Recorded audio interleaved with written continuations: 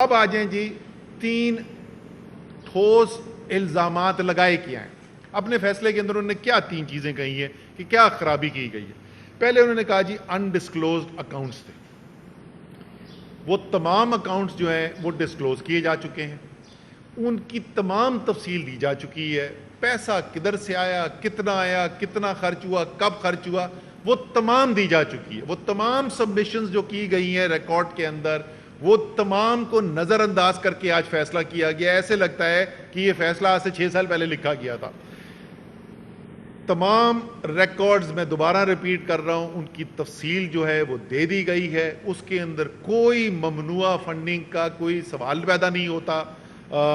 تو یہ ایک تو پہلی بات. تو اور اگر جیسے میں نے کہا, میں تو کہہ رہا ہوں ویب سائٹ پہ لگا دیں, چڑھا دیں ویب سائٹ کے اوپر تحریک انصاف نے جو تمام تفصیل دی ہوئی ہے, اور عوام خود فیصلہ کر لیں کہ یہ تفصیل کیا کافی ہے یا نہیں ہے. لیکن ساتھ ساتھ پیپلز پارٹی اور مسلم لیگ نون کے اکاؤنٹ ضرور لگائیں. انہوں نے جو تفصیل جمع کی ہے وہ بھی لگائیں تاکہ قوم دیکھ سکے کہ کون سی پارٹی کدھر کھڑی ہوئی ہے. دوسرا الزام وہ یہ لگاتے ہیں کہ پروہیبٹڈ سورسز ہیں.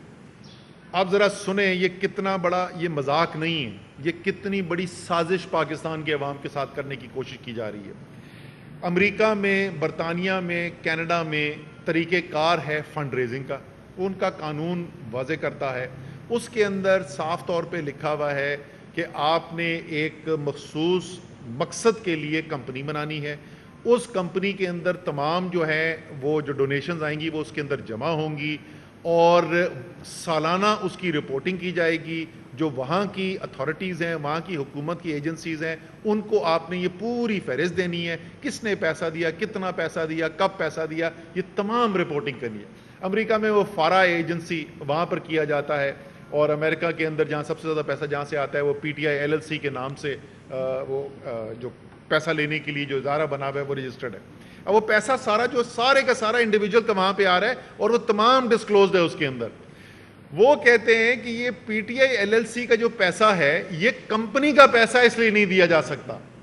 صاف صاف الفاظ میں وہ یہ کہہ رہے ہیں کہ آئندہ تحریک انصاف نہیں, کوئی پاکستان کی سیاسی پارٹی ایک عام پاکستانی سے جو ملک سے باہر رہتا ہے اس سے پیسہ نہیں لے سکتی. صاف صاف یہ کہہ رہے ہیں. یہ کہہ رہے ہیں کہ پاکستان میں عوام کی جمہور کی سیاست نہیں اجازت دی جائے گی. صرف پاکستان میں سیاست کرنے کی اجازت ان کو ہوگی جن کے پاس حرام کی دولت ہے, جن کے پاس انویسٹرز ہیں جو پیسہ لگائیں گے اور پھر اقتدار میں آ کے پیسہ کمائیں گے. اور ساتھ مذاق یہ کہ وہ امریکہ کے جو قانون ہیں وہ P T I L L C والے, وہ اس میں کہتے ہیں کہ جی امریکہ کے بھی قانون کی خلاف ورزی ہوئی ہے اور بیرونی ملک. تم چودھری ہو امریکہ کے, وہ ان کی ہر سال رپورٹنگ ہو رہی ہے, وہ کہہ نہیں رہے کہ کوئی قانون کی خلاف ورزی ہو رہی ہے. یہاں سے بیٹھے ان کو پتا ہے کہ امریکہ کے قانون کی خلاف ورزی ہو رہی ہے. تو جو بھی وہاں پر اکاؤنٹس بتائے گئے ہیں اسی طریقے سے وہ نام لیے گئے. وہ بندے کا نام دیا کہ جی نام ہندو تھا, تو ہندو پاکستانی نہیں ہوتے, کرسچن پاکستانی نہیں ہوتے. یہ ساری تفصیل, لوگوں کے ویڈیو جن کے انہوں نے نام لگائے ان کی ویڈیوز اپلوڈڈ ہیں, وہ تمام تفصیل موجود ہے.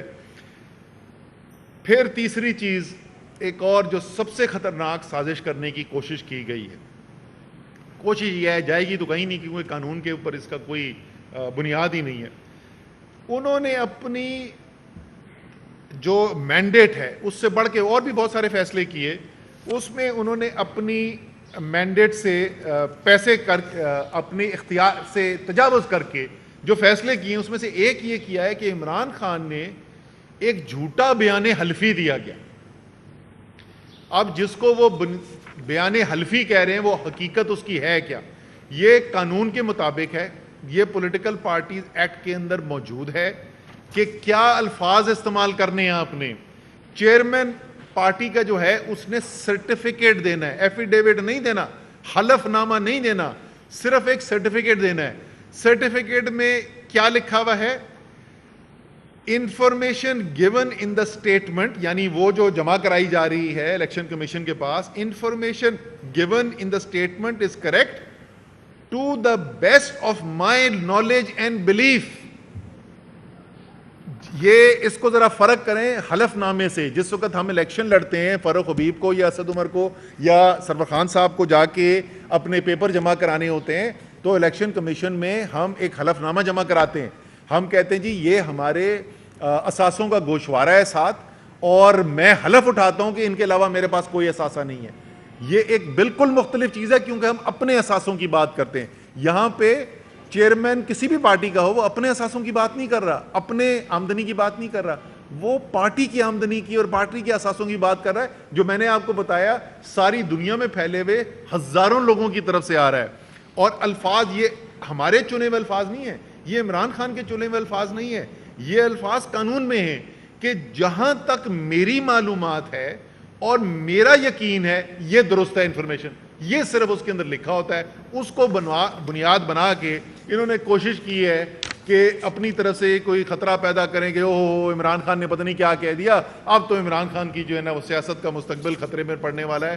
نہ انشاءاللہ تعالی عمران خان کی سیاست کا کوئی پہلے خطرہ تھا، نہ آئندہ خطرہ ہے.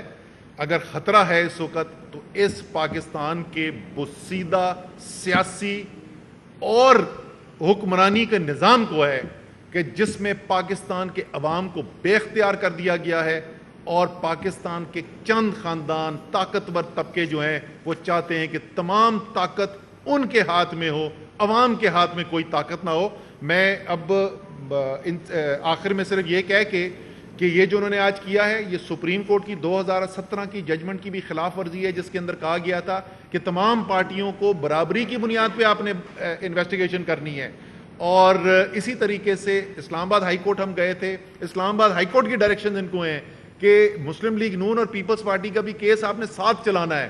تو آپ سے ہم مطالبہ نہیں کر رہے، پاکستان کی قوم مطالبہ کر رہی ہے، وہ قوم جس سے آپ یہ اختیار چھیننے کی کوشش کر رہے ہیں کہ کوئی آزاد سیاسی پارٹی ہو جو صرف عوام کی طاقت کے اوپر سیاست کرے. وہ عوام آپ سے پوچھنا چاہتے ہیں الیکشن کمیشن کہاں ہے وہ مسلم لیگ نون کی رپورٹ، کہاں ہے وہ پیپلز پارٹی کی رپورٹ، اور ان رپورٹوں کے اندر کیا کیا ہے یہ میں فاروق سے بولوں گا کہ فاروق ذرا سا تھوڑی تفصیل بتائیں نا. بسم اللہ الرحمن الرحیم.